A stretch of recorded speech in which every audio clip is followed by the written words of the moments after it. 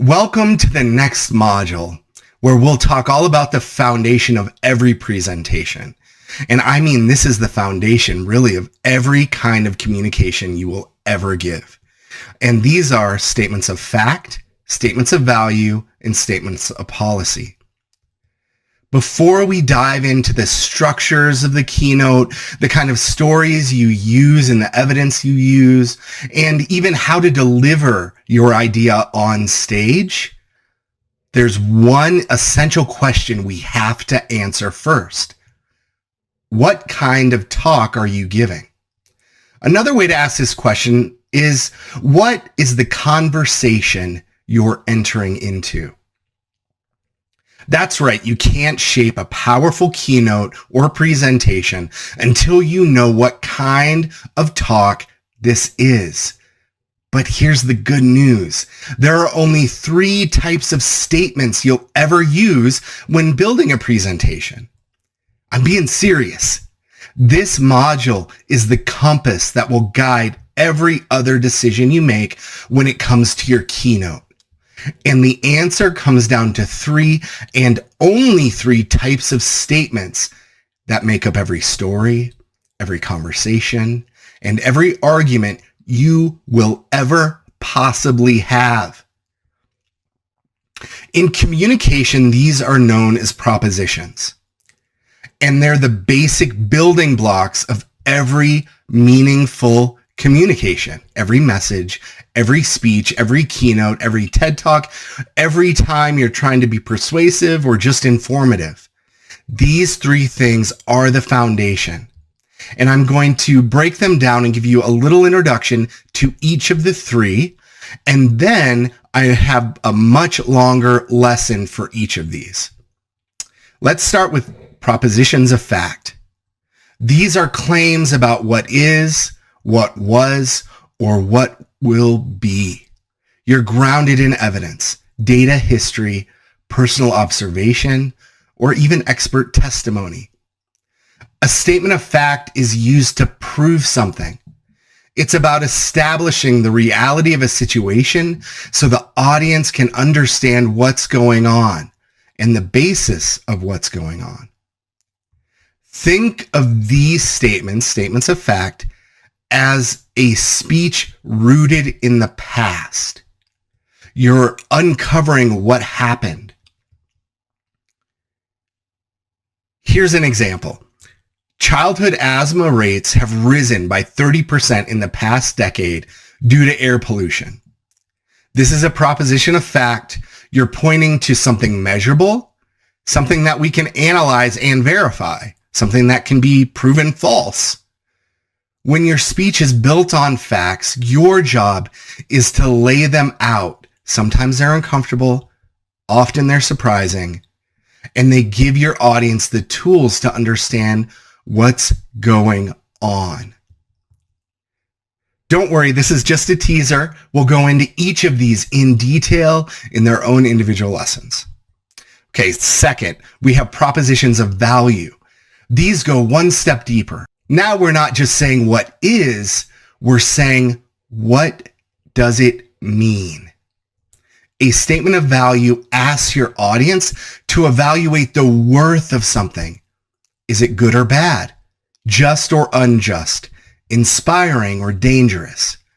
These propositions hinge on judgment, and that judgment is rooted in your audience's values, beliefs, and shared sense of identity.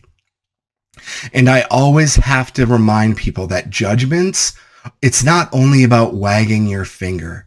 Judgments are good and bad. It's just a decision.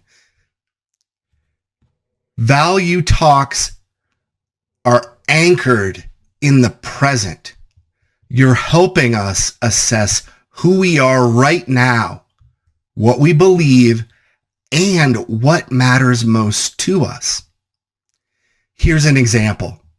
It's unacceptable that so many families have to choose between rent and healthcare. Here, you're not just reporting facts, you're making a moral argument.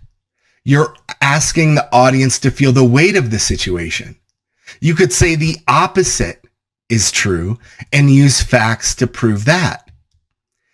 In a keynote centered on values, your job is to move people emotionally, to make them see the issue not just through statistics, but through their sense of right and wrong. Finally, and third, we have policy propositions. A policy proposition is a call for change. It answers the question, what should we do next? This is where your talk becomes a proposal. You're not just informing us or stirring our conscience. You're guiding us toward a specific course of action. These speeches are firmly planted in the future. They imagine what could be different and how we might get there. Here's an example. We must pass legislation to provide universal pre-K access across the country. This is a clear, action-driven statement. It builds on both facts and values, but the focus is on what we should do in the future. When you're crafting a keynote around a policy proposition, your job is to inspire change and to make the case that this change is not only possible, but necessary. So here's a powerful way to think about it. If you're focused on the past, you're likely giving a factual talk, statements of fact. You're laying the groundwork of truth, helping people to understand what's really going on or what went wrong. If you're focused on the present, you're likely delivering what? A value-driven talk. You're helping people assess where we are and why it matters. If you're focused on the future, you're giving, guess, a policy talk because you're guiding people toward an action. And here's the big insight. Most keynotes will touch all three, and we'll talk about this in the very last lesson of this module. But while you'll use all three, there's one that will take the lead, one that will be the focus. Imagine a triangle. At each corner is a different kind of statement, a statement of fact, a statement of value, or a statement of policy. Your talk will move through all three, but one of them will sit at the top. That's your keynote's driving force. That's your focus. Let's say your speech opens with a statistic. That's a fact. You follow with a personal story that shows why it matters.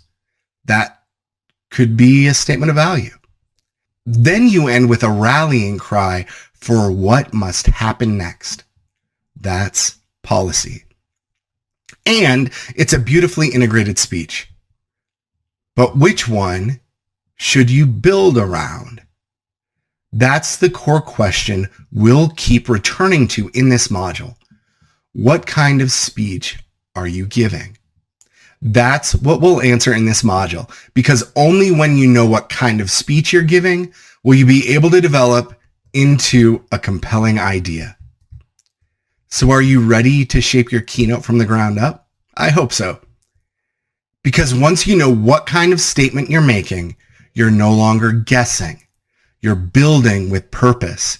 You're no longer playing whack-a-mole with your ideas, hoping something jumps out at you, that something's just obvious, because the obvious will never come.